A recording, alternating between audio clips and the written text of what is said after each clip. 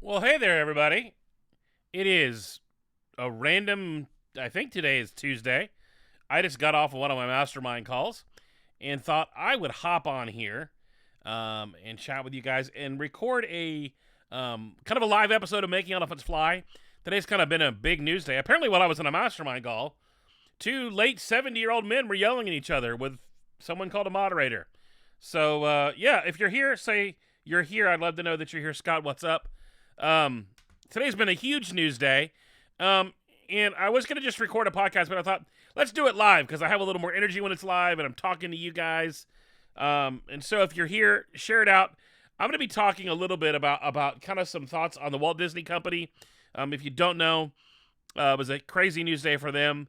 And I've been thinking about some lessons just for myself and for entrepreneurs and some questions that I want to ask you. One of the things that I wanted to do more of on my podcast was to create, and if you don't know my podcast, it's called the Making Elephants Fly podcast.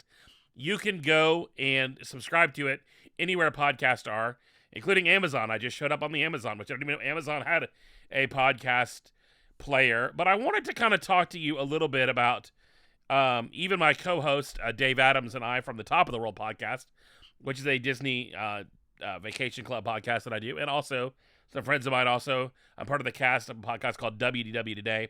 So Disney, obviously I wrote a book called Making Elephants Fly. It's the name of my podcast. Disney is very close to my heart. I've got tons of friends, literally people in LA and in Orlando, people on the cruise ships that are cast members that work for the Walt Disney Company. Lots of friends that have worked for the company. It'll be interesting to see. I'm just noticing in the live feed because I've got it going on my phone. And if you're here, say you're here. I'd love to know you're here. But apparently the captions are auto-generated. So it's going to be interesting to see how Facebook captions me. But I'd love to just know if you're here, if you're watching live that way. And I'll just kind of do my normal podcast interview. And these are kind of conversations that I'm having with myself, kind of some inner dialogue. I've kind of been thinking about, I asked myself the question that, what would you do if you were helming the Walt Disney Company during a time when it is incredibly turbulent, when it's incredibly, and it seems like there's a lot of people in the world right now looking for answers. A lot of my friends ask me, "Are you going to watch the debates?" No, I had a mastermind call tonight, and so I wasn't going to watch the mastermind call. I wasn't going to watch the debates because honestly, I've made my decision. And two men yelling at themselves with a moderator, and Chris Matthews. I've had friends on his show, family friends on his show, and that's never enjoyable. And I knew it was going to be apparently the train wreck it was. So I wanted to do something redemptive. Hopefully, yeah, it's a big layoff, Diana. And so I'm gonna kind of do my normal podcast intro. That way, I want to literally get this out of my feed tonight. I'm actually releasing 2 episodes tonight on my podcast feed, which sounds like a terrible idea, but when you're in charge of stuff, you kind of get to do whatever you want. And so, but I kind of wanted to think about myself, like what I would do, and kind of thinking about what I did in moments in my life where I needed a significant reminder of what was going on, and I feel like we're at a time in history where the world's crazy.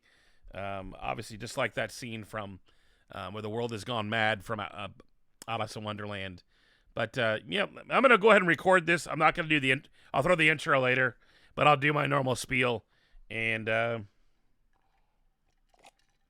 here we go, you guys that are on the live, and chime in, and I'll do my best to interact with you in the comments as I can. And any kind of thing that you guys have thoughts, I'll try to get that in this week's episode, and then maybe you can share it. And hopefully this is a little redemptive and helpful, and I'll kind of explain the news again, just so everybody kind of gets it, and hopefully this is it's a fun time. So here we go. Well, as you've heard, my name's Terry Weaver, and you really are listening to another episode of the Making Elephants Fly podcast. Guys, I recently told you, like a year and a half ago, I told you that I wanted to do more solo episodes, and I've got a bunch of great episodes coming your way. Ray Edwards,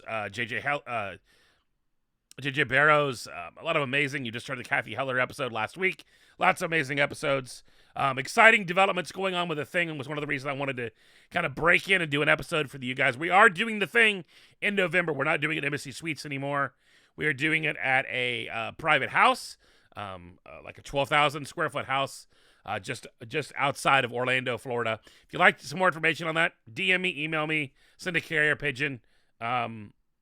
Spots are almost full. So if you're listening to this right now and you're thinking about it, now's the time to pull the trigger. Now's the time to get on down the road and say, Terry Weaver, I want to be at The Thing. I don't want to miss it. It's a deal. I want to be there. So here we go. I want to talk to you guys today. I'm recording this on the 29th of September, probably on one of the worst Disney news days since the death of Walt Disney. And I want to kind of talk to you about what's happened today. From what I understand, someone told me this, that today, next to last day of the Disney fiscal year, obviously it's the end. We're about to jump into quarter 4 of 2020. I know, like we're 2 or 3/4 of the way there, guys. We've almost made it. We've almost survived. And I kind of wanted to share with you guys, if you don't know the news, but the Walt Disney Company today, Josh D'Amaro, the director, the chairman of Parks and Resorts, sent out an email to cast members and sent out a public press release that nearly 28,000 cast members in the United States, and cast members are what Disney calls their employees, are going to be laid off. That includes Disney Imagineers. You guys know Imagineering is near and dear to my heart. I think it's the heartbeat and the core of the Disney company. I think it's the most important division of the Disney company, especially when it pertains to parks. But at Disneyland, obviously, still closed, and at the Walt Disney World Resort. Very interesting. Josh D'Amaro, who is a young, upcoming leader in the Walt Disney Company, sent this out. Took a pretty significant dig at the government of the state of California for disallowing them to be open, even though they've been open since the middle of the summer in Orlando with no known COVID issues. But pretty significant. Disney has been closed. We're about at the 7-month mark. 6 months, 6 months and a few weeks of the Walt Disney World Resort, the cruise line, Disneyland, all being closed. I guess we're still another 30 days from the last U.S. Disney Vacation Club resort, except for Disneyland, obviously still closed. But Aulani's about to reopen in November. But Disney has had a pretty bad day. Some significant cast members. One of my favorites, a guy by the name of Yeehaw Bob, who is a special kind of guy.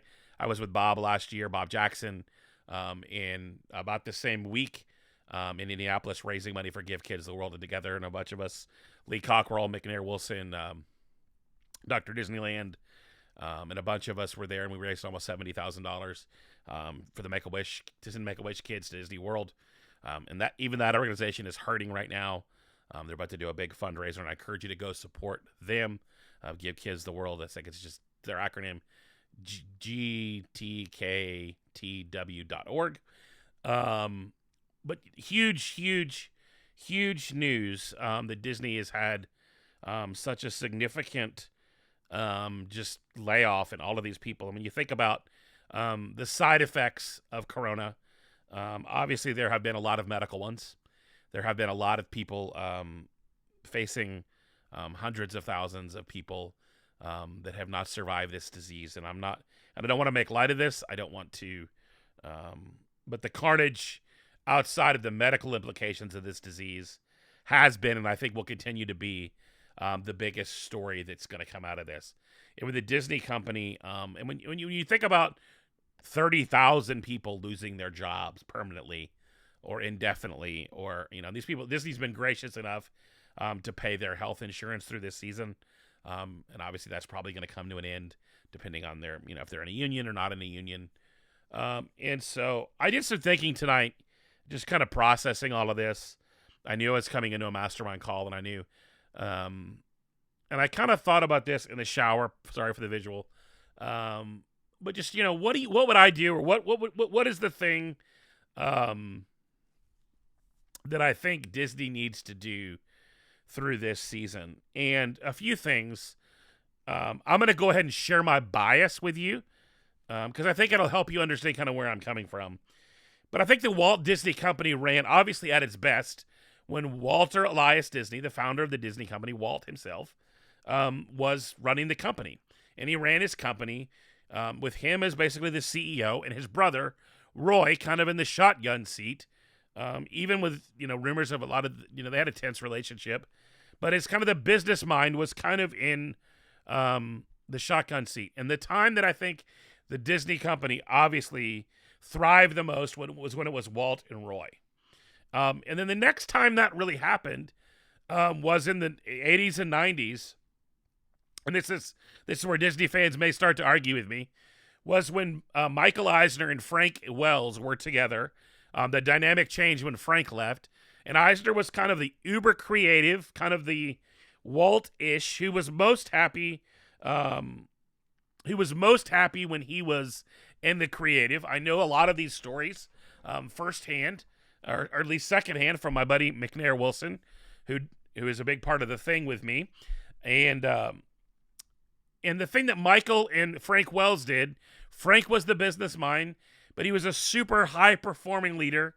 I mean, he wrote his book about scaling all of these mountains. He died climbing a mountain. And, leadership is a rough journey. And I think there's something really significant that I think the Disney Company has suffered in the season of Bob Iger's leadership, whether you agree with me or not. Obviously, the company has performed really well. It's done really well. They've acquired a lot of IP. They've obviously acquired Marvel. They've acquired Star Wars. Two of my favorite things from growing up. So, believe me, I'm amped about those things. I love those things. It lights me up to no limit, right? But there's a significant thing that happens when there's a strong business leader in a creative industry without a creative force. And I believe that companies function the best when creativity, and I believe creativity is when imagination goes to work. That is that creativity can't be removed from the work process. And I believe we're seeing some decisions made in the Walt Disney Company right now. And believe me, guys, I'm a home office. I am not a Disney executive, so I'm not trying to say that I want the job of CEO. That's actually my worst nightmare to have that role. But people have asked, and I know lots of cast member friends are hurting. And here's what I think Michael Eisner and Michael Eisner really did. And one of the questions that Disney frequently asks around what would Walt do? And one of the things that Walt did in his theme parks is he did things that I call made him a remarkable theme park. There's a reason why people go to Disney and spend insane amounts of money. I'm in the middle of planning the thing. Believe me, I know. I just bought a bunch of park tickets for people. It's incredibly expensive to go to that place. But what keeps people going is not roller coasters. It's not paved parking lots and popcorn. It is the things that are unique to Disney. Once again, McNair, our good friend, Streetosphere and on-street entertainment played a huge role in what makes the parks unique. All of those little things that are kind of the salt and pepper or the whipped cream and the cherry on top of all of the things are what differentiates Disney from Six Flags. They're what differentiates the Disney parks from King's Dominion. And believe me, I grew up going to King's Dominion, former King's Dominion pass holder. What? I grew up going to Busch Gardens in Williamsburg, Virginia. I grew up with those things. But when you walk in a Disney park, it's magic.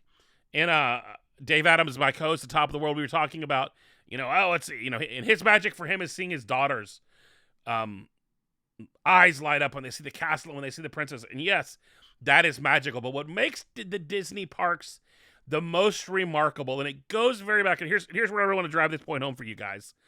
What makes the parks the most remarkable is the vision for the Disney theme park began on a park bench in Griffith Park in Los Angeles, California. You've seen the park. It's the park with the big, you've seen it in movies. It's the big, stargazing telescope, and it's in it hundreds of thousands of probably movies.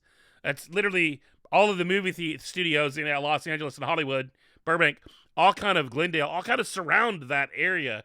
So it's literally it's the epicenter of creativity in Hollywood. And Walt was there with his daughters, and they went to the carousel at Griffith Park, and it's a magical place. I've sat on those park benches. But it was in that moment, in that place, when Walt Disney got out a sketch pad or a napkin and drew up this idea called Mickey Mouse Park. Walt was going to take the lot that was next to the studio and turn it into a theme park because he believed that Walt Disney needed a place to go with his family. He believed that his girls needed someplace because the girls were on the carousel and he was like a passive participant. And he believed that there'd be a place where grandma and grandpa and mom and dad and teenagers and boys and girls of all ages could go to a theme park. And that's what the unique idea was.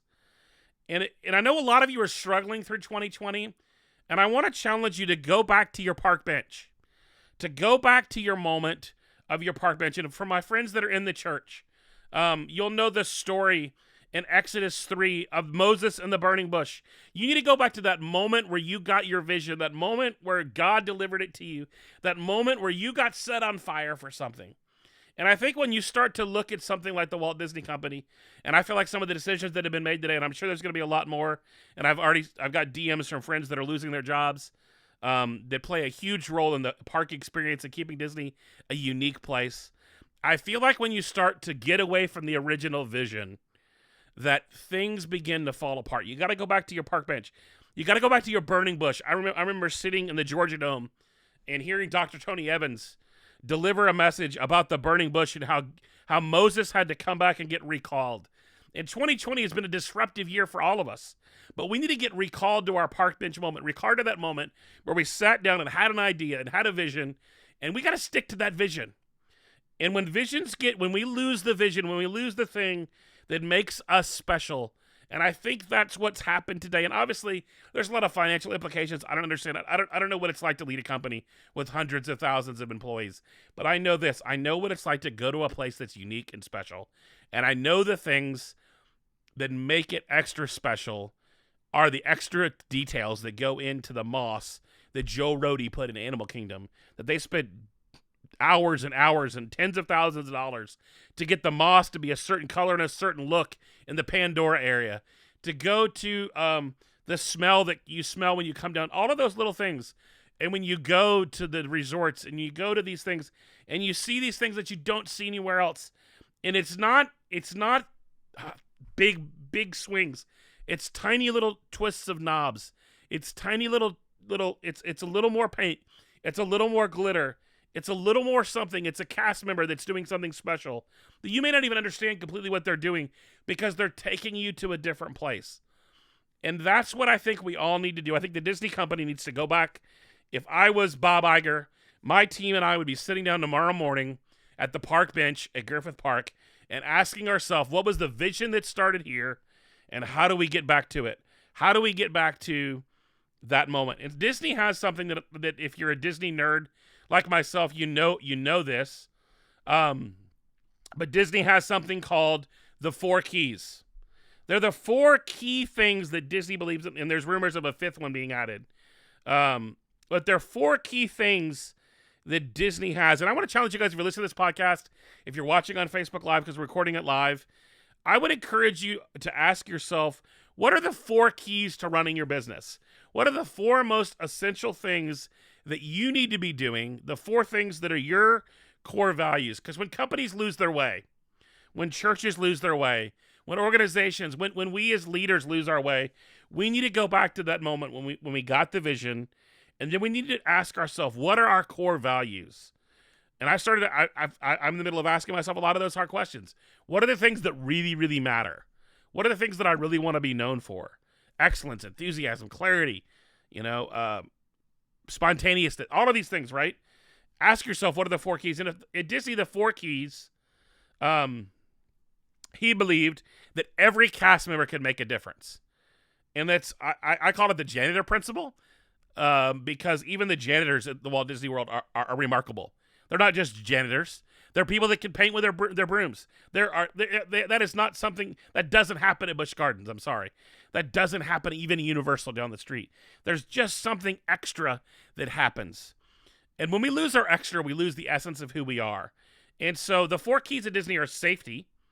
And there's 3 key points under that. I practice safe behaviors in everything I do. I take action and always put safety first. I speak up to ensure the safety of others. That's a 4 key. That's key number 1. Safety. It's a value. What's your number 1 value in your organization? What's your number 1 thing that you value as a leader?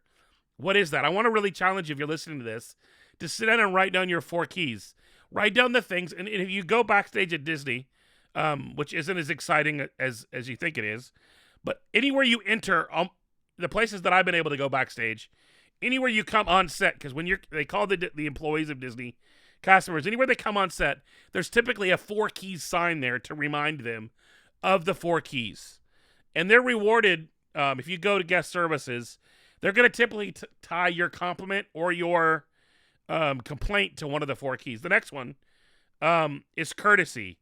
And Walt believed that very important individual people, VIPs, and the part of courtesy is to make a positive energy. I am courteous and respectful of the guest of all ages, and I go above and beyond to exceed guest expectations. And in reality, the saddest part of this news coming out of the Walt Disney Company, Walt has a famous quote that it takes people to make dreams come true. That you can have the best ideas in the world, and unless you have people. And what makes Disney World and Disneyland and Disneyland Paris, the Disney Cruise Line, and Aulani and the other Disney resorts, Vero Beach, Hilton Head, and the parks are throughout Asia, is it's the Disney cast members that make it special. And in your team and your organization, it's the people that you lead that are going to make your organization special. The next one is show. Always, and the 2 points under show are I stay in character before my role in the show, and I ensure my area is ready at all time. That's point 3. And the last one is efficiency. I perform my role efficiently so guests get the most out of their visit, and I use my time and resources wisely. And I've been around a lot of the leaders that I've gotten to speak with them. I've gotten to have many of them at conferences that I produce or sitting in a seat next to them on stage in an event. And when you have a clear vision for your organization, there's a statement by Andy Stanley that I love, and I always quote Andy Stanley quotes, but he has one that vision leaks. And not like, Bob Goff says Jesus leaks when he leaks out of us. But vision leaks when it eventually, you run out of vision if it leaks, because it's good that it gets everywhere. But if you don't keep putting vision in your cup, if you don't keep renewing that vision, you're going to forget what happens, and it leaks in you. And so I want to ask you guys to really do an exercise. What are your 4 keys? Or Disney may be adding a 5th key. What's your 5 keys? What are the things that really, really matter in the work that you do? And what is your if the burning bush analogy helps you get there, or the burning bench, I doubt it. What is the place? What is the thing that gets you back to that first love, that thing that mattered most, to that big idea, to that bench, that moment where you got called, where you caught the vision, where you took the napkin out and you drew the idea out? What is that moment? And the problem with our legacy is when we have things that outlive us, is those people that are leading the company today weren't there for that moment. So I think the organization as a whole, if I was leading Disney World, if I was leading the cast members, leaders have to make big decisions that affect a lot of people. Leadership is not for everybody. I understand that. Leaders' words have a lot of weight. There are people who aren't going to be able to pay their bills next month because of decisions that a leader made. And most of these decisions are being made because of decisions that other leaders made or that they didn't make. And so I just want to challenge you guys to go back to that moment in your life and your calling and the thing that you're doing right now with your life. And I know a lot of people have been laid off. I've got kind of 2 groups of friends this year that are either having the best year of your life or the opposite. And I hope you're having the best year of your life. I hope your business is thriving. I hope you're looking at new opportunities. I hope you're not laid off and looking for work. But if you are, I would truly challenge you to go to that moment where you decided what you wanted to do with your life. And for some of us, it happened when we were kids. But I would really just challenge you to look back at that moment and ask yourself, what were the things in that moment that I wanted the most? What did I really want to be known for? And I hope that the folks at the Disney Company will bounce back from this. I believe travel is going to bounce back bigger than ever, just in producing a live event, the thing.live.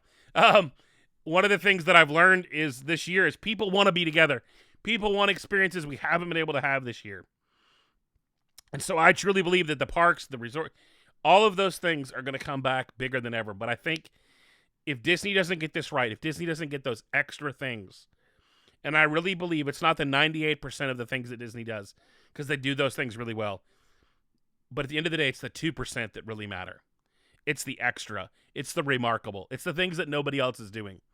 And I think that's where a lot of us forget, and a lot of us get off course and off vision, because we forget to do the extra mile things. We forget to do the remarkable things. Yeehaw Bob is one of the performers of the Walt Disney World, and he just sings goofy songs. He plays the piano really well. He's an okay singer. He's been doing it for 23 years. And Ian, another cast member that I know at the Walt Disney Company, he's one of my favorite safari drivers, and former Jungle Cruise skipper. He mentioned, he wrote a post about Yeehaw Bob tonight. And one of the things that he noticed is that Yeehaw Bob, when he walked in the room, knew his name. Now think about that. As a cast member of an organization like Disney, when a random dude, now granted, he normally has a name tag, but he didn't have it on, but Bob knew his name. And I think maybe the other Bobs, the Bobs in Power, Chepek and Iger, I hope they take some time to look at the names and the faces of all of the cast members that make Disney extra magical. And sure, I love the work Imagineering does, and it's fascinating. I love the creativity, but the magic really happens on the people that are the extra things. The police officer at Hollywood Studios that's inviting you to come to an imaginary place and taking you out of your life. The mayor on Main Street, the city councilman, a band called Mold, Sweat, and Tears that used to be at Hollywood Studios. The lead singer of that group is now, I think, the chief city councilman on Main Street. And a lot of these people are laid off, and they're waiting for their jobs to come back. And one of our listeners on WDW today said something I said on the show was that when these organizations that you love and care about, be sure that you're supporting them, whether that's Disney or the barbecue place down the street, because they need your resources. I saw this story today, and I went on and got some souvenirs on the Disney store. I went and booked some dining reservations for our trip in November for the thing. And so, guys, I really would truly encourage you to ask yourself, kind of in conclusion, and I hope if your way is lost, and I feel like in some ways the Disney company has lost its way, but maybe tomorrow, whenever you listen to this episode, some of you maybe listen to this live, some of you are going to hear it the day it comes out, but take some time and go to your park bench moment and ask yourself what really was the thing that made you really want to do what you do, and figure out what those core values are, your keys. What are the things that really, really matter to you? And a lot of people, one of the words I hear a lot of is pivot. You need to pivot. And I don't know that pivoting is the right answer. I think what you really need to do is double down on your core values. One of the things that make big companies hard to move is they don't move well. They don't steer well. And one of the things that entrepreneurs and many of you who are leading small organizations, you have the ability to move you're very agile. You're able to move quickly and respond. And it's one thing to adapt, right? I love adapting and adjusting, but I don't know that you need to make a hard pivot. I think you need to double down on the things that really got you here. Go back to your bench. Go back to that burning bush moment when you got called, and go back and ask to be recalled, and stay there until the vision pours over you, until you catch it again. Because that's what I would do tomorrow morning if I was Bob Iger. I'd take my leadership team, and we'd sit on the benches and catch the vision again. So I hope you guys enjoyed this episode of Making Elephants Fly. Be sure, if you can, to join us in Orlando first weekend of November at the thing. We'd love to have you. We have a very, very, very few slots left. Most of them are spoken for.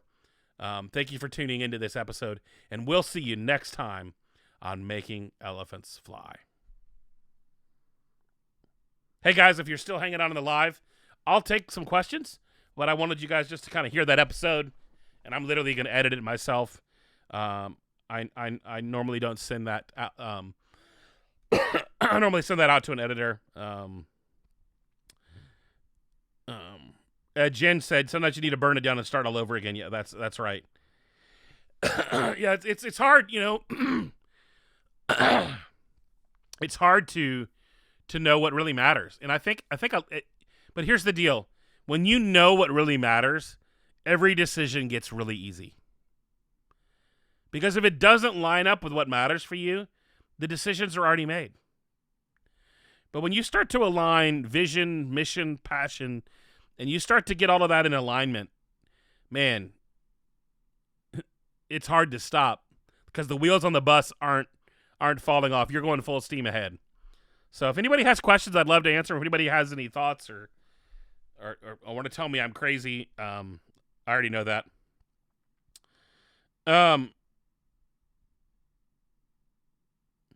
You know what, Jen? What's interesting about The Greatest Show, that movie is what makes that movie so remarkable is the people that didn't think they had anything to bring to the conversation had so much to bring that that they had something to add. And a lot of times, the people that I serve and the people I'm most passionate about helping are the people that feel like they've been silenced. And I think and that's what's interesting about the Disney community is the number of weirdos that assemble there, just because it's a unique place. Yeah, Diana, I just joined a group. I'll send you a link. Obviously they're going to need to pivot. I'm working on trying to get a few of them to the thing, the ones that I personally know, to get them there, and to help them pivot and get them around my smart friends who can help them get a business and get something moving. Because that's in the reality, that's what a lot of these people really need, right? They need a plan. Now, Disney's going to bounce back. I think park attendance will go back up. But a lot of these people have probably been waiting for the other shoe to fall to Disney for a long time and just need to step into what they're created for anyways. I hear a lot of people say, I want to go work for Disney. And while I would probably do it if the opportunity came to me, just because it would be an opportunity, it would be fun, it would be challenging, it's not something I'd want to do very long. Because I know the mission that I have in my life, and that's not it. But I know that I could probably learn something from that process, so I'd do it for the learning. And so, the artists and actors and the whole, I live in Nashville, Tennessee, most of you know that, and so this whole community is kind of, shows are closed. Lauren Dangle and Lee Holt, they went and did a drive-in show, and just watching the joy in their faces as they were able to do what they're called to do and what they're made to do.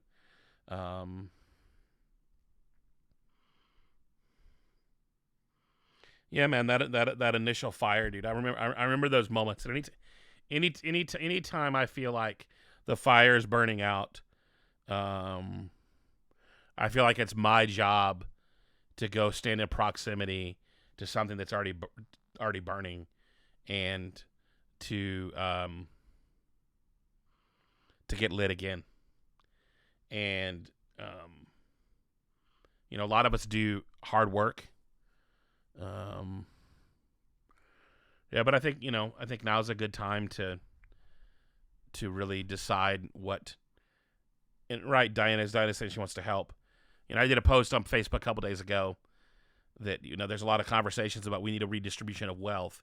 I don't think that's what we need. I think we need in our country. I think we need a redistribution of knowledge. I think we need the smart people, as ConvertKit has said in their marketing, that you need to teach everything you know. That, as my buddy Roberto says, that you need to stop getting paid for what you do and start getting paid for what you know. And a lot of us bring a lot of wisdom to the table, and we just need to start putting that out there and get to work. And that a lot of you on this stream, I know, are friends of mine. Many of you are clients. You listen to, you're my podcast listeners. You're people that have been in my home. You're people that have been in my events. What I think it really comes down to is when you know something, when you have a solution that other people need, you're really doing us a disservice when you don't do it. And so the best thing for you to do is to figure out what it is you really want and to get lit on fire for that again. Diana, dude, you know me. She said we need to redistribute hope too. That's one of the reasons why I did this tonight. because I don't know if you caught the beginning of this, but I didn't watch the debates because I made my decision. Nothing that happened. I knew what was going to happen. And it's super interesting how a lot of people, were talking about watching the debates earlier today. And what was interesting about the number of people that were talking, I knew who they were voting for already. Depending on the candidate and where they stood, they could have stood on stage and flung unicorns out of their hands like Spider-Man, and it wouldn't have changed their opinion. And I think a lot of us have gotten. I talked to a good friend a couple nights ago, was just really upset about politics and the world, and I think what we need to do is we need to get lit on fire for the things that we're supposed to be doing, and not get distracted by the things we're not. I use the debate time because I have a mastermind call every Tuesday with high performing leaders who want to level up their life. And so that's how I spent my time tonight. That's a much better return on investment of hope. And of course, we knew the debates were going on, so we're joking around about it, telling fun stories. I shared my favorite political candidate of all time, Basil Marceau, former 2010 candidate for governor for the Republican Party of in the state of Tennessee. And if you're not familiar with Basil Marceau, I would encourage you to go look up Basil Marceau, because regardless of if you're Team Trump or Team Biden or Team Amy Jo, whatever her name is, you'll appreciate Basil Marceau. Well, guys, thanks for hopping on. I hope this was helpful, and I hope you do the work to get your keys down, to get your 4 pillars down, 5, 7, 27, whatever they are, and to get to that bench, that moment where you first started, and get back to that thing that made you do this, and get really clear about it. Because here's the reality. Most of us will never run Disney. Most of us will never run an organization like that. But we have been entrusted with gifts and talents, and we have the responsibility, because we've been given them, that we need to give them back to the world. So that's my late night Facebook/podcast rant. I hope you guys enjoyed it. And if you know Disney cast members, reach out to them, make them feel loved. And if you have something that want to be connected, I will connect you with some places where I know you can go and help and serve and do good. Because here's what's gonna make the world more hopeful: is more people doing good, more people being kind. That's what makes America great. Not a hat, not a candidate, not a speech, not a Supreme Court justice, but Americans loving each other and serving each other and doing the right thing. So go find your burning bench, your burning bush, and get really clear about why you're here, what you're supposed to be doing with your time. See you guys later.